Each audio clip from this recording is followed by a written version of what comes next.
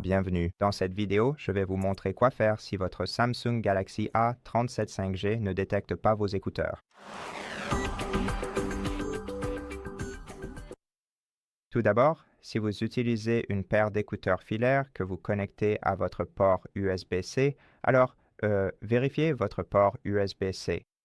Essayez de le nettoyer avec une brosse douce. N'utilisez aucun outil métallique. Assurez-vous également que les écouteurs fonctionnent avec d'autres appareils. Et en plus, vérifiez vos paramètres. Allez dans allez dans Mise à jour logiciel et assurez-vous de mettre à jour votre appareil avec la dernière version du logiciel. Cela devrait résoudre le problème. Maintenant, si vous ne pouvez pas jumeler ou connecter vos écouteurs Bluetooth, alors vous allez devoir vérifier vos paramètres Bluetooth. Alors, allons dans Connexion. Vérifions le Bluetooth. Activez votre Bluetooth.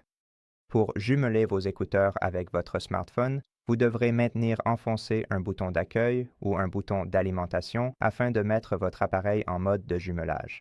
Il n'existe pas de méthode unique pour mettre des écouteurs en mode de jumelage, mais en gros, une fois que votre appareil est en mode de jumelage, les voyants lumineux, commencent à clignoter rapidement comme sur ces écouteurs et alors votre appareil devient visible dans la liste et si vous appuyez dessus, il devrait se jumeler.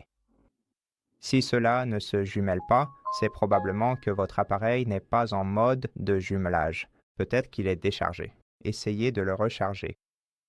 Maintenant, une fois que nous sommes jumelés, nous sommes prêts à utiliser notre appareil Bluetooth. Mais si, par exemple, vous êtes jumelé et que vous ne pouvez pas vous connecter à votre appareil, essayez d'abord de désactiver puis de réactiver votre Bluetooth. Vous pouvez aussi activer puis désactiver le mode avion qui est disponible ici dans les paramètres rapides. Cela va redémarrer vos connexions et permettre à votre appareil de se reconnecter à votre appareil Bluetooth. Si cela ne vous aide pas, alors dans les paramètres, vous pouvez aller dans les paramètres de votre appareil Bluetooth.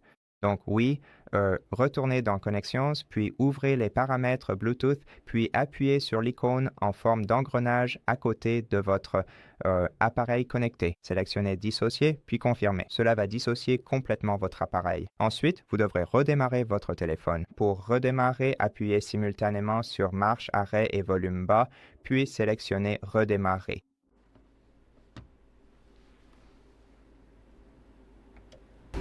Et après le redémarrage de votre téléphone, essayez de vous reconnecter à votre appareil Bluetooth comme nous l'avons fait précédemment.